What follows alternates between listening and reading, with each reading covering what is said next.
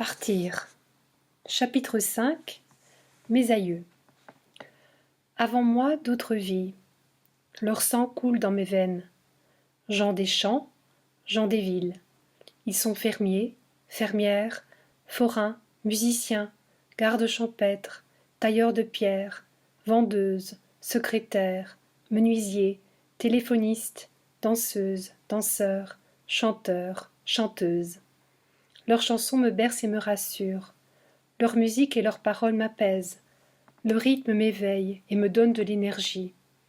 Je fais leur connaissance à travers des photos en noir et blanc, d'anecdotes racontées, d'histoires transmises.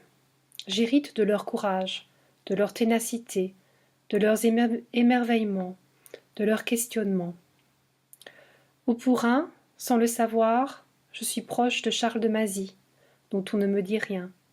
Je ne l'ai pas connu, mais sa présence passe à travers sa veuve, mon arrière-grand-mère Savina, née en 1901. De cette union sont nées, dans les années folles, ma mamie et sa sœur. À l'époque, il était normal que plusieurs générations partagent la même maison. En effet, dans les années 40, mon grand-père Léon Lambert est venu habiter dans cette maison du Pourrain. C'est là que ma tante et mon papa sont nés. C'est une fermette, telle qu'on en trouve dans la région, avec en face une dépendance où les poules résident. Annexée à la maison, la grange et les anciennes étables abritent les mangeoires d'origine. Et sur leurs gros pavés d'origine est entassé un bric-à-brac incongru où l'on s'amuse avec mon cousin, surtout lorsqu'il décide de démonter une vieille télévision. C'est aussi dans cette pièce que se trouve le four où mamie cuit ses tartes et autres mets. J'aime l'observer allumer le gaz. Ses gestes sont vifs et assurés. Elle sait ce qu'elle fait. Les journées au Pourrain sont rythmées par 4 repas, dont les heures sont rappelées par un coucou suisse qui sort sa tête en faisant coucou. Et même si nous n'avons pas faim, nous mangeons car nous sommes gourmands et nous dégustons des croquettes, du lapin, du gâteau, des crêpes, des beignets, entre autres. Mamie du Pourrain aime dompter le feu. Elle nous emmène dans les champs. On parcourt un chemin de terre et elle coupe des branches, arrache des ronces pour entretenir les haies. Elle fait alors un tas avec tout ça et, à l'aide de papiers journaux, elle y met le feu, avec notre aide, mon cousin et moi. Mon cousin attise l'élément.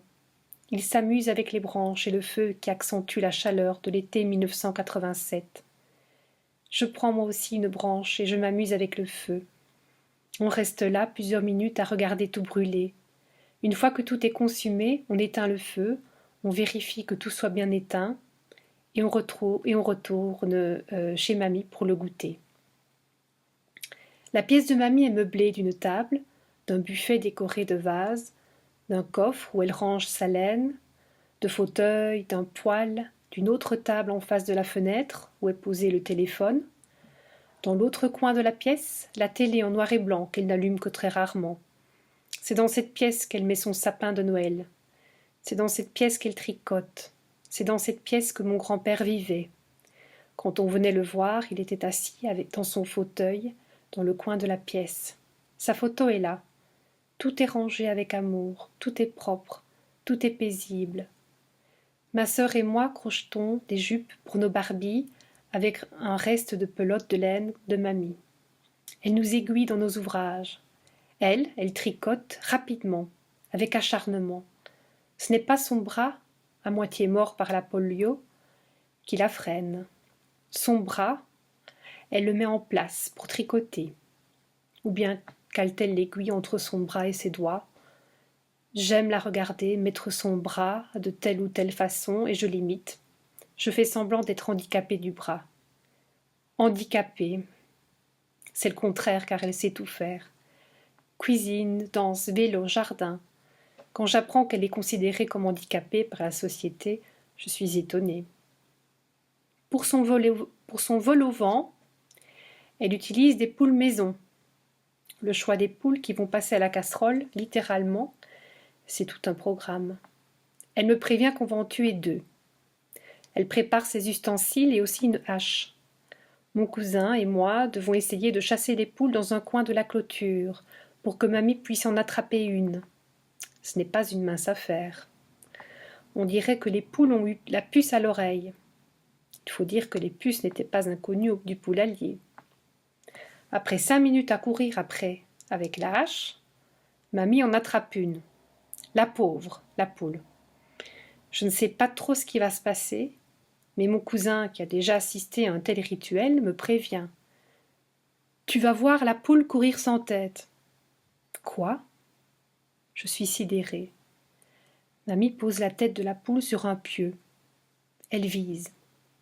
Après quelques secondes, la hache tombe net sur le cou de l'animal qui, une fois relâché, court sans tête, quelques secondes et s'arrête.